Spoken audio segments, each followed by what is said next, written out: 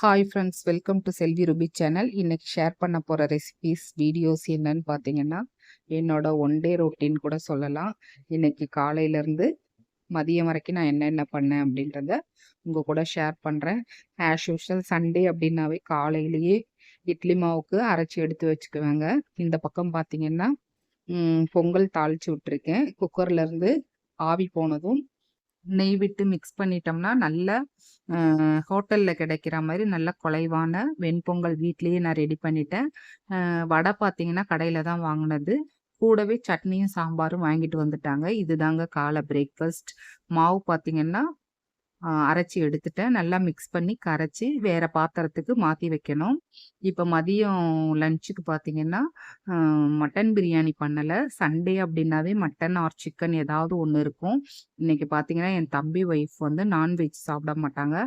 அதனால அவங்களுக்காக காளான் பிரியாணிக்கு எல்லாமே ப்ரிப்பேர் பண்ணி கட் பண்ணி எல்லாமே ரெடியாக வச்சாச்சுங்க. அப்படியே கிச்சனை லேசாக நீட் பண்ணிட்டு கையோட பாத்திரத்தெல்லாம் வாஷ் பண்ணி அந்தந்த பிளேஸ்க்கு அரேஞ்ச் பண்ணி வச்சுட்டு போயிட்டோம்னா, ஏன்னா கெஸ்ட் எல்லாம் வரும்போது நமக்கு டைமே பத்தாதுங்க. ஏதாவது கதை பேசிக்கிட்டு அப்படியே டைம் போகிறதே தெரியாது. குக்கிங் பண்ணுறதும் தெரியாது. மாவையும் பார்த்தீங்கன்னா நான் வேற பாத்திரத்துக்கு மாற்றி வச்சுட்டேன். ஏன்னா பொங்கி வரும்போது அந்த பாத்திரம் பத்தாது. இந்த குண்டானில் கொஞ்சம் ஊற்றி வச்சுட்டு மஷ்ரூம் பிரியாணிக்கு எல்லாமே கட் பண்ணி வச்சுட்டேன். இப்போ பட்டை, கிராம்பு, ஏலக்காய், சோம்பு, அதாவது ஓல் கரம் மசாலா எல்லாத்தையுமே மிக்ஸி ஜாரில் சேர்த்துட்டு இந்த மாதிரி கொரன்னு அரைச்சி எடுத்து வச்சுக்கலாம்.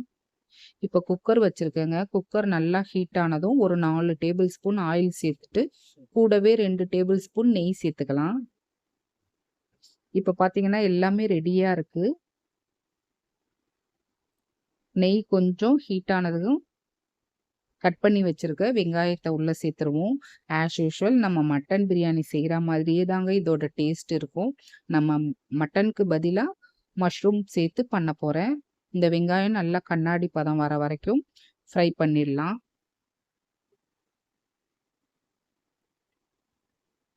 காரத்துக்கு 3 பச்சை மிளகாய்,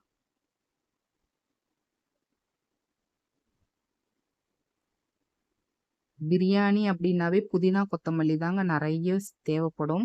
என்கிட்ட கொஞ்சமாக தான் இருந்தது. அதனால் கொஞ்சமாக நான் புதினா மட்டும் சேர்த்துக்கிட்டேன். இப்போ நம்ம அரைச்சி வச்சுருக்க கரம் மசாலா, அதாவது ஓல் கரம் மசாலாவை சேர்த்துக்கலாம். இப்போயே நம்ம சேர்த்துட்டோம்னா நல்லா எண்ணெயில் ஃப்ரை ஆகி வரும்போது வாசம் நல்லாயிருக்கும். ஃபைனலாக அரிசியெல்லாம் சேர்த்ததுக்கப்புறமா தண்ணி ஊற்றுனதுக்கப்புறம் கொஞ்சம் புதினா சேர்க்கறதுக்காக கொஞ்சமாக புதினா எடுத்து வச்சுருக்கேன். இப்போ இஞ்சி பூண்டு பேஸ்ட்டு சேர்த்துக்கலாம். இஞ்சி பூண்டு பேஸ்ட் வந்து 2 டேபிள் ஸ்பூன் சேர்த்துக்கிட்டேன். சேர்த்துட்டு நல்லா பச்சை ஸ்மெல் போகிற வரைக்கும் வதக்கி கொடுத்துடலாம். பக்கத்தில் என் தம்பி ஒய்ஃபும் நானும் பேசிக்கிட்டே இந்த காளான் பிரியாணி பண்ணிக்கிட்டு இருக்கோங்க. இந்த மாதிரி கெஸ்டெல்லாம் வரும்போது பேசிக்கிட்டே பண்ணோம்னா ரொம்பவே சந்தோஷமாக இருக்கும். இப்போ கட் பண்ணி வச்சுருக்க 4 தக்காளியை உள்ளே சேர்த்துக்கிறேன். இதையும் நல்லா ஸ்மூத்தாக வதங்குற வரைக்கும் வதக்கி கொடுத்துடலாம்.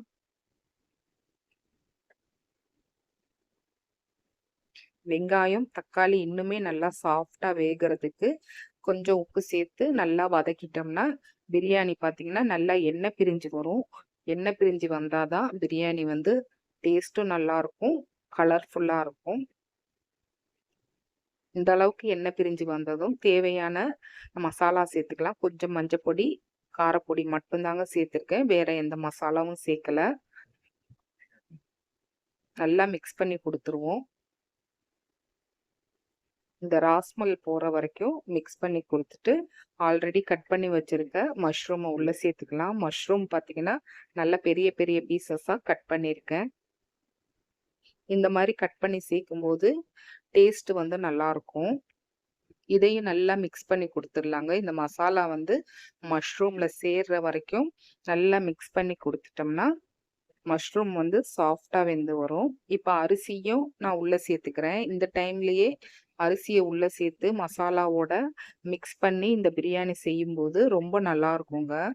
அரிசி வந்து உடையாமல் நல்லா உதிரி உதிராக கிடைக்கும். நான் வந்து சீரக சம்பா ரைஸ் தான் ஒரு 2 கப் எடுத்து நேரம் ஊற வச்சுட்டு அதுக்கு தேவையான அளவு தண்ணி சேர்த்துக்கிட்டேன். நல்லா மிக்ஸ் பண்ணி கொடுத்துருங்க.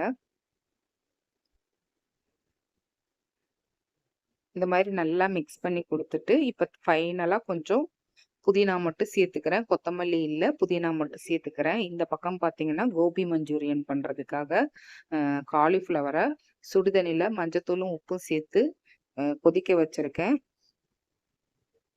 இந்த காலிஃப்ளவர்ல மஞ்சூரியன் பண்ண போறோம். கோபி மஞ்சூரியன் ரொம்ப டேஸ்ட்டா இருக்கும். ஹோட்டல்கள்லாம் ரொம்ப ஸ்பெஷலா இருக்கும். அத நம்ம வீட்லயே எப்படி செய்யறதுன்னு பார்க்கலாம்.